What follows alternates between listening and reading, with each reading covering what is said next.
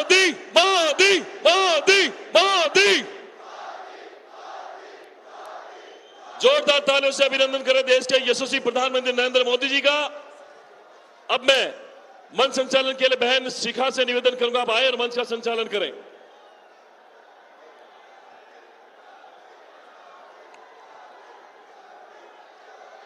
एक बार तालियों की जोरदार गड़गड़ाहट से हमारे देश के यशस्वी प्रधानमंत्री आदरणीय नरेंद्र मोदी जी का स्वागत करेंगे। मोदी जी को जय श्री राम। मोदी जी को जय श्री राम। अब की बार अब की बार अब की बार श्री नरेंद्र मोदी जिंदाबाद। मुझे पूरा विश्वास है कि चूरू की पावन धरा से उठी ये गूंज प्रत्येक कार्यकर्ता में उत्साह भरने का कार्य करेगी। एक बार दोनों हाथ उठाकर मेरे साथ कहिए, अब की बार अब की बार। और अब मैं बुलाना चाहूंगी जिन्हें सुनने के लिए हम सब उत्साहित हैं, प्रत्येक भारतीय को विश्व पटल पर गौरवान्वित करने वाले लाखों करोड़ों युवाओं के आदर्श, विश्व के सबसे लोकप्रिय नेता, हाँ, हमारे प्रधानमंत्री आदरणीय नरेंद्र मोदी जी को। आदरणीय प्रधानमंत्री जी, आप आए और इस विशाल जनसमूह को संबोधित करें। आदरणीय प्रधानमंत्री। राम राम सर।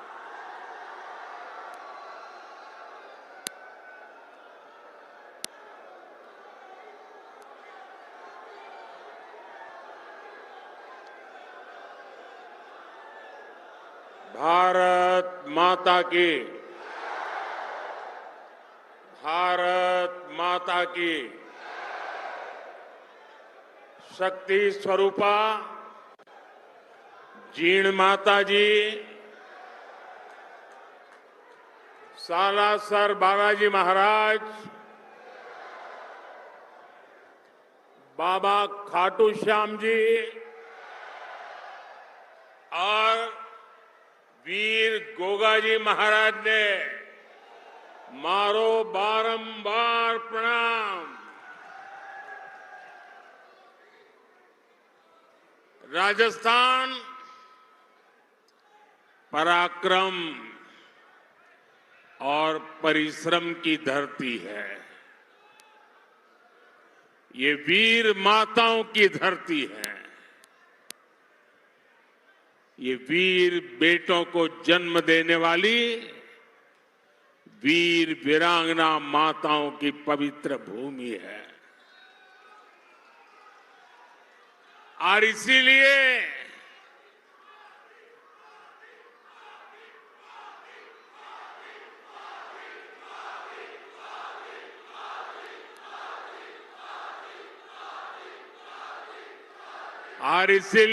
राजस्थान जो ठान लेता है वो पत्थर की लकीर बन जाता है। और यही जज्बा मेरे सामने देख रहा हूं।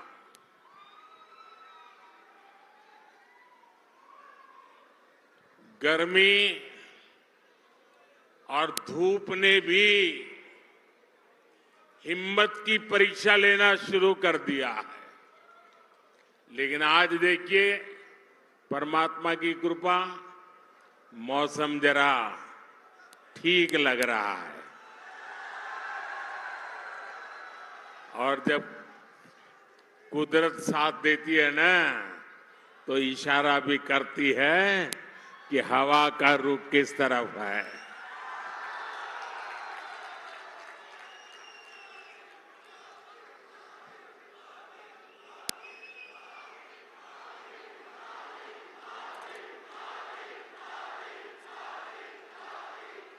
साथियों, राजस्थान का किसान, मेरे राजस्थान का नौजवान और आप सब माताएं बहनें इतनी बड़ी संख्या में दूर दूर से हमें अपना आशीर्वाद देने आए हैं और पूरा राजस्थान कह रहा है, फिर एक बार, फिर एक बार, फिर एक बार। और आज चूरू ने ये बता दिया है कि 4 जून 4 जून और जब मैं चूरू आया हूं तो दिल्ली से नरेंद्र देवेंद्र के लिए आशीर्वाद मांगने आया है। और जब नरेंद्र देवेंद्र के लिए आशीर्वाद मांगता है तो आप लोग छप्पर फाड़ करके दे देते हैं।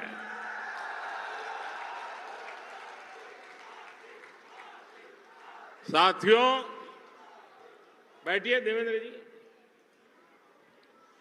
आज पूरा देश विकसित भारत होने के संकल्प पर काम कर रहा है और इसमें राजस्थान की बहुत बड़ी भूमिका है। जब राजस्थान विकसित होगा तो भारत भी विकसित होगा। बीते 10 साल में मोदी ने देश में जो काम किए हैं, उन्होंने विकसित भारत की नींव तैयार कर दी है। आज पूरी दुनिया हैरान है कि भारत इतनी तेजी से कैसे विकास कर रहा है। दुनिया को पता नहीं है कि भारत की इस मिट्टी की बात ही कुछ और है। हम जो ठान लेते हैं वो पूरा करके दिखाते हैं। पिछले 10 साल में आपने देश को बदलते देखा है। आप याद करिए, 10 साल पहले तब देश कितनी खस्ता हालत में था। कांग्रेस के बड़े बड़े घोटालों और लूट के कारण अर्थव्यवस्था चरमरा गई थी। दुनिया में भारत की साख गिरती जा रही थी। आजादी के इतने दशक बाद भी देश के लोग जीवन की छोटी छोटी जरूरतों के लिए जूझ रहे थे। करोड़ों गरीबों के सर पर छत नहीं थी। करोड़ों लोगों को पीने का पानी उपलब्ध नहीं था। हमारे गांव अंधेरे में डूबे थे। वहां बिजली भी नहीं पहुंची थी और लाखों करोड़ की लूट से सरकारी खजाना खाली ही रहता था। आप लोगों ने भी सोचा होगा लिया, जब हालत इतनी खराब थे, इतने दशकों तक बुराइयां थी, तो इसका मन पर भी असर होता है। और आप सब देशवासियों ने मान लिया था कुछ बदल नहीं सकता, अब देश का कुछ हो ही नहीं सकता। हर कोई निराशा में डूबा हुआ था। इसी हताशा निराशा में 2014 में आपने गरीब के इस बेटे को अपनी सेवा का मौका दिया।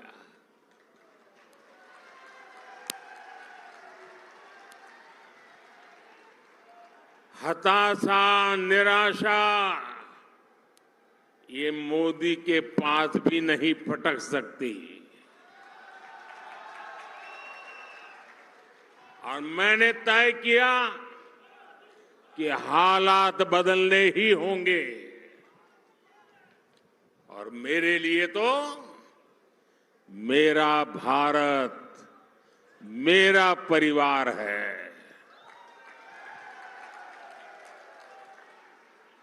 हमने ईमानदारी से काम किया। कोरोना जैसा इतना बड़ा संकट आया, दुनिया सोचने लगी थी कि भारत तो बर्बाद हो जाएगा, दुनिया को भी बर्बाद कर देगा। लेकिन इसी संकट में हम भारतीयों ने अपने देश को दुनिया की 5वीं सबसे बड़ी अर्थव्यवस्था बना दिया।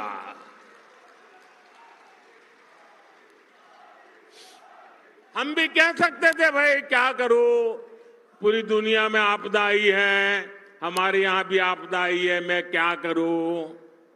और हो सकता है देश वाले मान भी लेते, लेकिन मोदी ने वो रास्ता नहीं चुना। चुनौतियों को चुनौती देना, यही तो हमारी मिट्टी की ताकत होती है।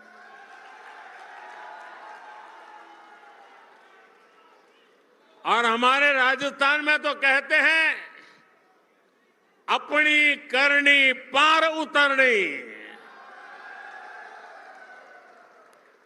हमने परिश्रम किया और परिणाम ला करके दिखा दिया।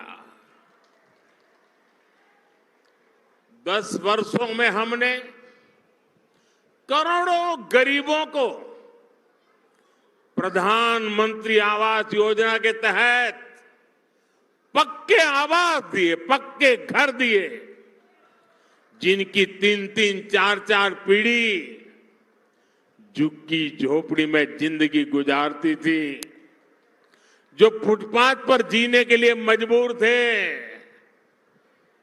ऐसे करोड़ों लोगों को पक्के घर दिए। और मुझे खुशी इस बात की है कि हमने जो पक्के घर दिए ना, उसमें अधिकतर पक्के घर मेरी माताओं, बहनों, बेटियों के नाम पर है। वरना हम तो जानते हैं हमारी समाज रचना ऐसी रही है कि घर होगा तो पुरुष के नाम पर, गाड़ी होगी पुरुष के नाम पर, खेत होगा पुरुष के नाम पर, दुकान होगी पुरुष के नाम पर, सब कुछ पुरुष के नाम पर। मोदी ने तय कर लिया कि सरकार जो घर देगी वो मेरी महिलाओं के नाम पर होगा। आप याद करिए, पहले जब घर बनाने के नाम पर योजनाएं आती थी तब क्या होता था, गरीब को पता भी नहीं चलता था। उसके नाम का पैसा सरकार में बैठे लोग और उनकी पार्टी के लोग खा जाते थे। लेकिन अब पैसा सीधे गरीब के खाते में जा रहा है। अब गरीब को पक्का घर भी मिल रहा है, घर में जरूरत की सुविधाएं भी मिल रही है। साथियों, आज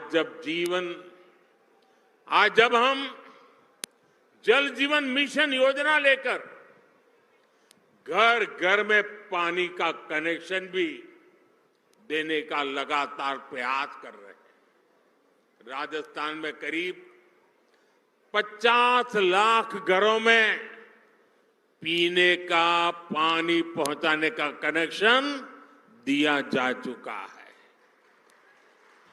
कांग्रेस सरकार हमारी इस योजना में भी भ्रष्टाचार करने का मौका नहीं छोड़ती थी। अब उन कमियों को भी दूर किया जा रहा है। वहां पीछे सुनाई नहीं देता क्या? सुनाई दे रहा है? अच्छा, ये तो आपका उत्साह है इसलिए।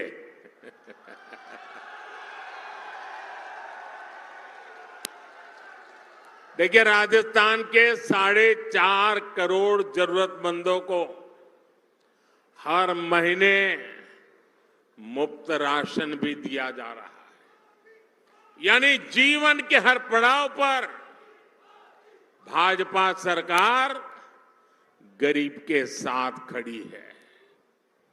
जो काम इतने दशक में नहीं हुए वो हमने 10 साल में करके दिखाए। और इसलिए मैं कहता हूं, जब नीयत सही तो नतीजे सही। और साथियों, 10 साल में जो हुआ, लोग तो कहते हैं बहुत कुछ हुआ, पहले की सरकारों की तुलना में बहुत कुछ हुआ। आप भी कहते हैं अरे मोदी जी तो रात दिन दौड़ते हैं, काम करते ही रहते हैं, सोते हैं कि नहीं सोते हैं, आप लोग बताते हैं, मुझे पता है। लेकिन काम कितना भी क्यों न हुआ हो, औरों की तुलना में अनेक गुना हुआ हो, लेकिन मोदी के मन की बात में आज चुरू में बता देता हूं। बता दूं? देखिए, जो अब तक हुआ है ना, वो तो ट्रेलर है, ट्रेलर।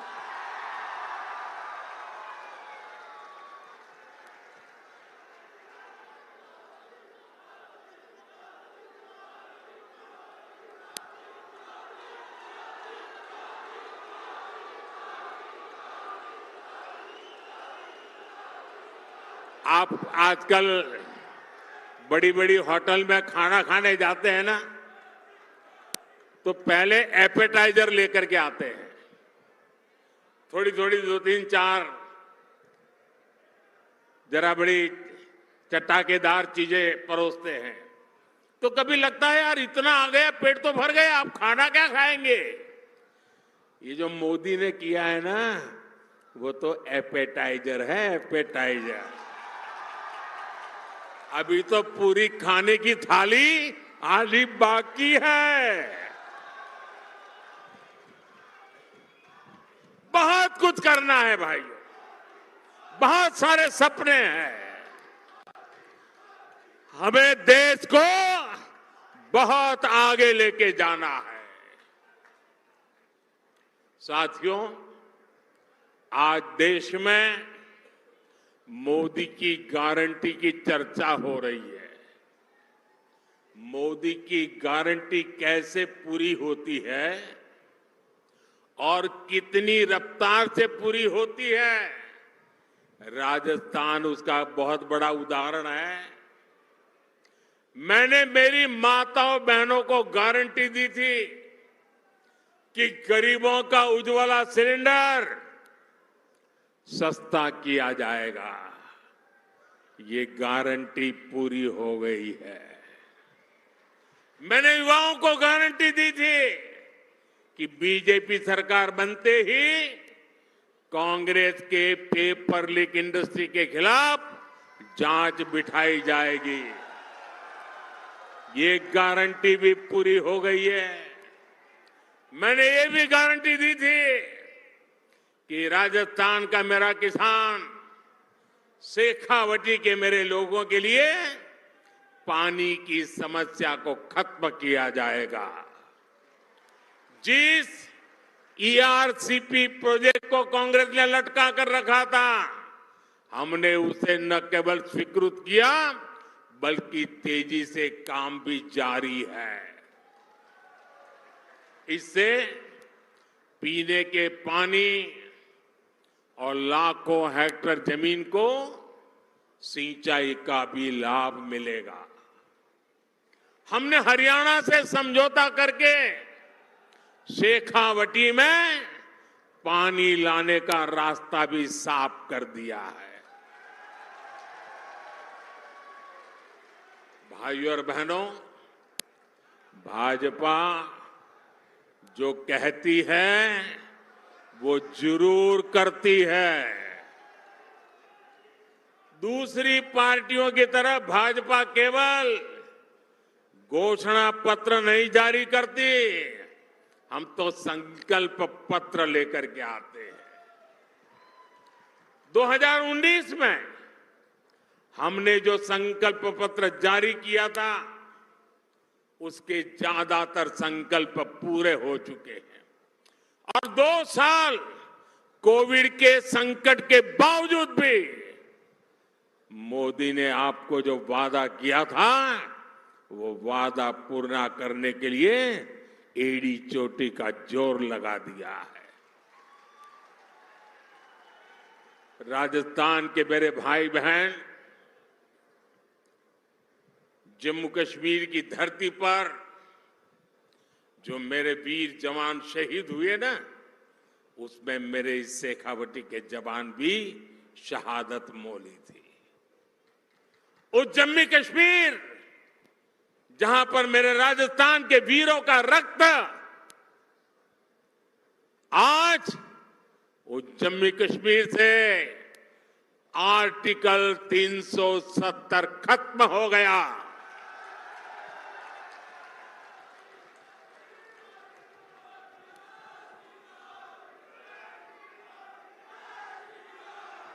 तीन तलाक पर कानून हमारी मुस्लिम बहनों की मदद कर रहा है और मेरी मुसलमान माताएं बहनें समझे, ये 3 तलाक आपके जीवन पर तो खतरा था ही था, मेरी मुस्लिम बेटियों के सर पे तलवार लटकती रहती थी। मोदी ने आपकी रक्षा तो की है, लेकिन मोदी ने हर मुस्लिम परिवार की भी रक्षा की है, क्योंकि मुस्लिम परिवार का वो पिता वो कभी सोचता था कि बेटी की शादी करके भेजा तो है, 2-3 बच्चे हो जाएंगे, उसके बाद अगर वो 3 तलाक करके वापस भेज देगा तो मैं बेटी को कैसे संभालूं। भाई को लगता था अगर 3 तलाक के कारण मेरी बहन घर वापस आ गई तो मेरा परिवार कैसे चलेगा। हर मां को लगता था कि इतने उत्साह और उमंग के साथ बेटी को शादी करके भेजा है, लेकिन 3 तलाक कह करके अगर बेटी को लौटा दिया तो मेरी बेटी की जिंदगी का क्या होगा। यानी पूरा परिवार 3 तलाक के नाम पर लटकती तलवार के नीचे मुसीबत में जिंदगी गुजारता था। मोदी ने सिर्फ मुस्लिम बहनों को नहीं, सभी मुस्लिम परिवारों की जिंदगी को बचाया है। लोकसभाओं में महिलाओं के लिए आरक्षण का कानून भी संसद ने पारित कर दिया है। ये भाजपा ही है जिसका संकल्प पत्र भी अपने आप में एक गारंटी माने जाना लगा है।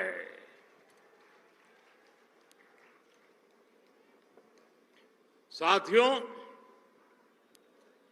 आज जब मैं चुरू आया हूं तो कुछ पुरानी यादें भी ताजा हो रही है। इससे पहले मैं जब 26 फरवरी 2019 में चुरू आया था तो उसी समय देश ने बालाकोट में एयर स्ट्राइक की थी। हमने आतंकियों को सबक सिखाया था और तब मैंने जो शब्द कहे थे, चूरू की धरती पर जिन शब्दों को मैंने दोहराया था, मैं आज फिर एक बार इस वीरों की धरती पर आया हूं तो मेरे उन भावों को दोहराता हूं। तब मैंने कहा था, यही चूरू में कहा था, सौगंध मुझे इस मिट्टी की, सौगंध मुझे इस मिट्टी की, मैं देश नहीं मिटने दूंगा, मैं देश नहीं रुकने दूंगा, मैं देश नहीं झुकने दूंगा। मेरा वचन है भारत मां को, तेरा शीश नहीं झुकने दूंगा।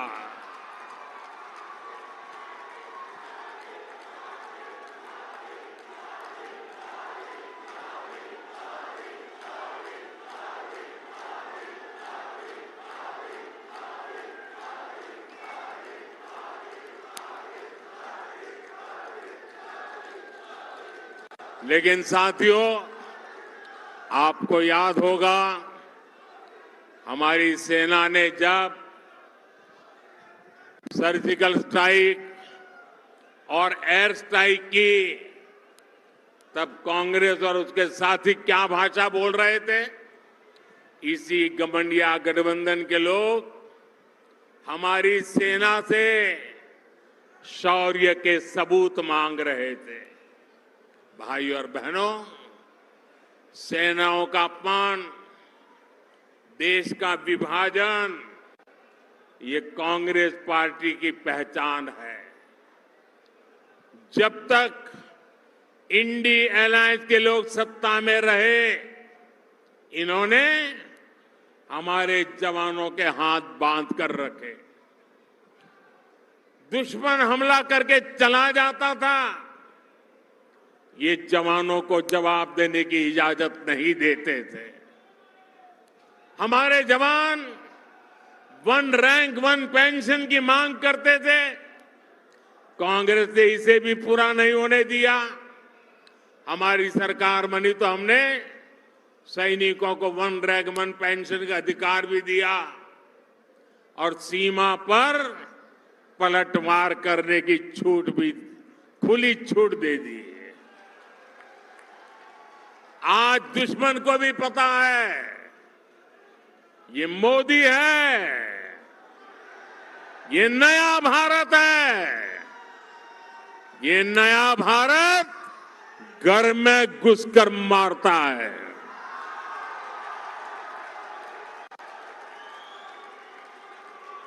साथियों, देश हित से भी ज्यादा कांग्रेस ने हमेशा तुष्टीकरण को प्राथमिकता दी है। ये लोग तुष्टीकरण के लिए किस हद तक जा सकते हैं, ये देश ने देखा है। ये वो लोग हैं जिन्होंने कोर्ट में जाकर कहा था कि प्रभु श्री राम तो काल्पनिक है। अभी कुछ महीने पहले ही अयोध्या में भव्य राम मंदिर का सपना पूरा हुआ।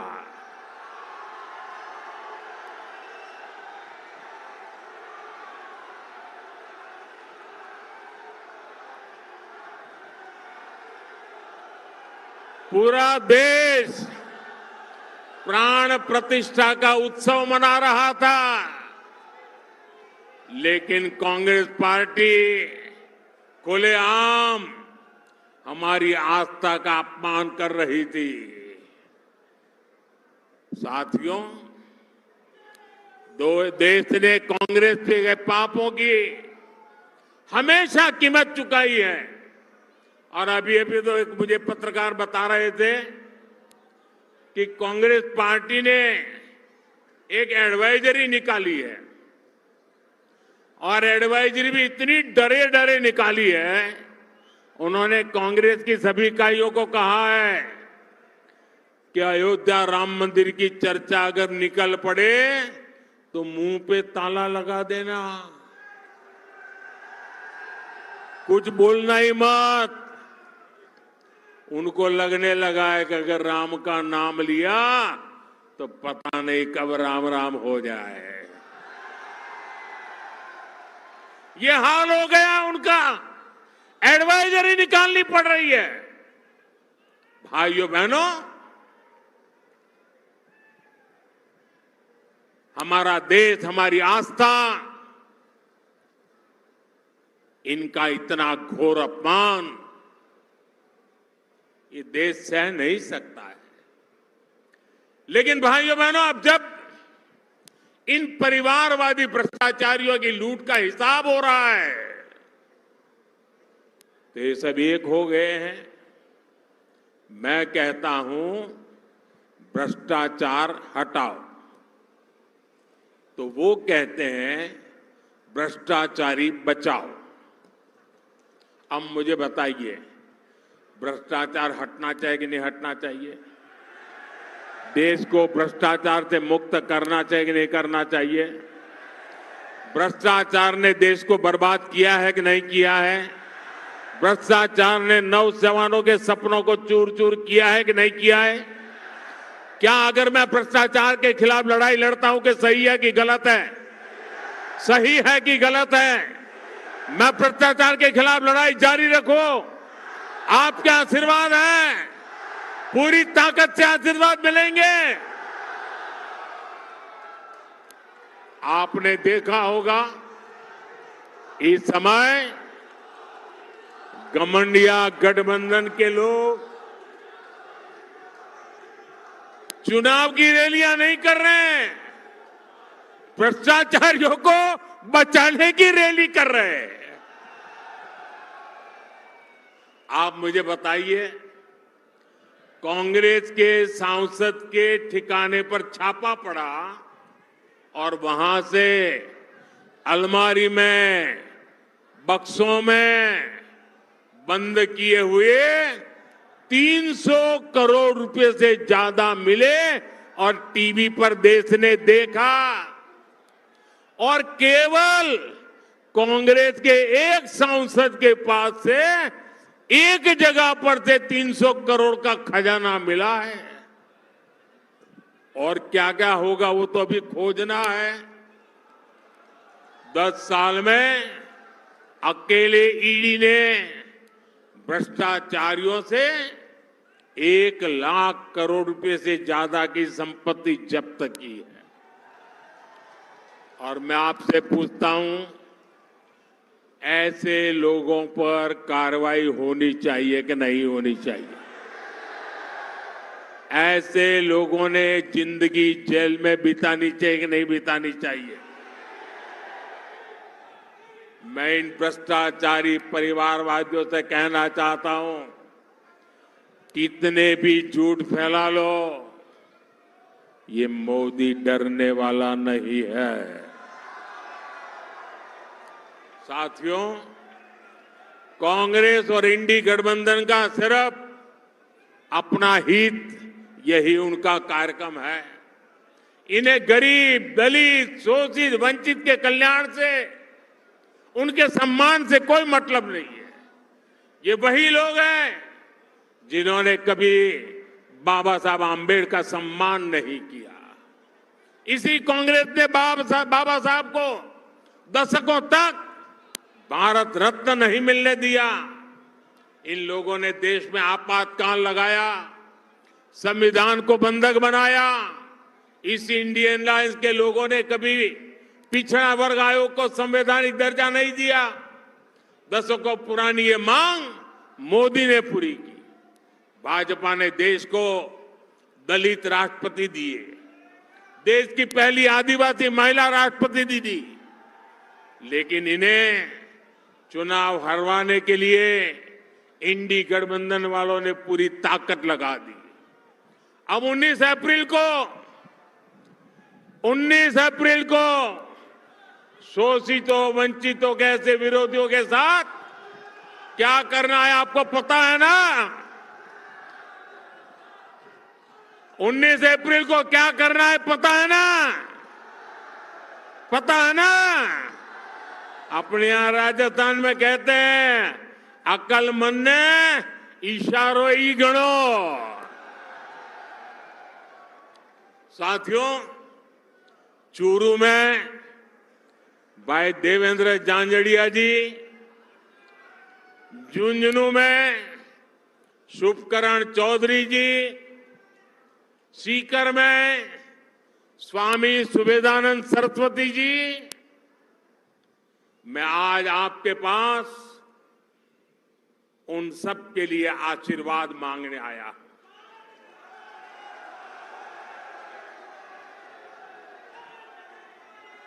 और आप में से बहुत कम लोगों को पता होगा, मैं आज बता देना चाहता हूं,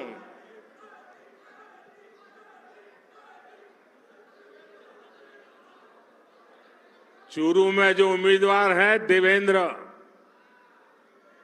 और दिल्ली में है नरेंद्र।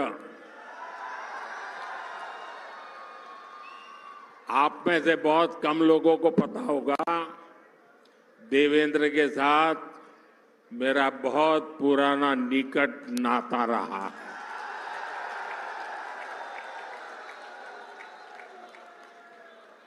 और जब मैं देवेंद्र को पहली बार मिला, जब मैंने उसकी मां की बातें सुनी, मेरे मन को छू गया कि मेरे देश की आन बान के शान के लिए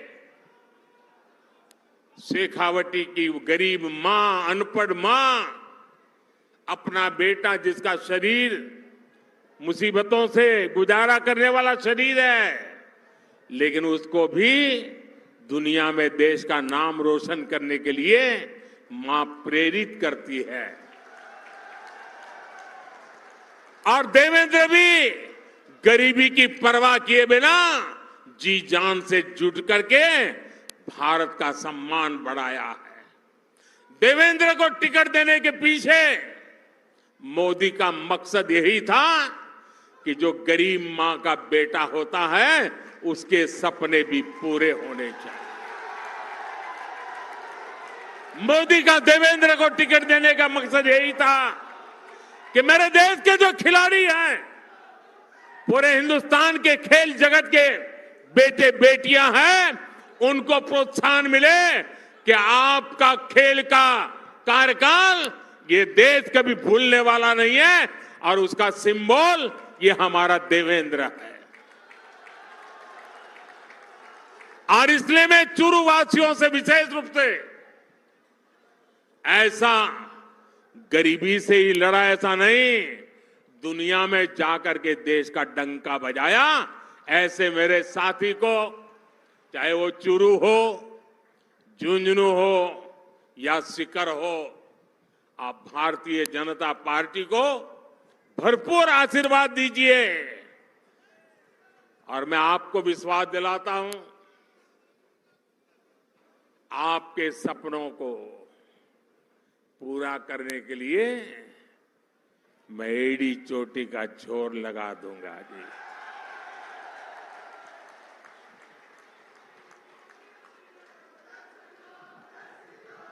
गर्मी कितनी क्यों न हो, मतदान पूरा होगा कि गर्मी के कारण मतदान कम होगा, ऐसा नहीं होगा ना। घर घर जाएंगे, माताओं बहनों को मेरी बात बताएंगे, चुनाव जीतने के लिए मतदान करेंगे। अच्छा, मेरा एक और काम करेंगे, मेरा पर्सनल काम है, करेंगे। घर घर जाकर कहना कि हमारे मोदी जी चूरू आए थे और मोदी जी ने आपको प्रणाम भेजा है। मेरा प्रणाम पहुंचा देंगे। मैं यहां भाजपा के सभी वरिष्ठ नेताओं को भी सार्वजनिक रूप से प्रार्थना करता हूं। सार्वजनिक रूप से कभी कभी करना पड़ता है। ऐसा है कि चुनाव का समय है, हर किसी के जिम्मे बहुत सारा काम है, लेकिन इनको मन में रहता है कि प्रधानमंत्री जी आए और हम नहीं जाएंगे तो कैसा लगेगा। मेरी आप कार्यकर्ताओं से विनती है कि आप बिल्कुल मेरी चिंता छोड़ दीजिए। सभी कार्यक्रमों में वरिष्ठ लोगों को दौड़ने की जरूरत नहीं है। कोई छोटा कार्यकर्ता भी रहेगा तो मोदी भी छोटा है, छोटे के बगल में बैठ जाएगा। आप कृपा करके सभी कार्यक्रमों के लिए मत दौड़िए। मेरे साथ बोलिए, भारत माता की, भारत माता की, भारत माता की।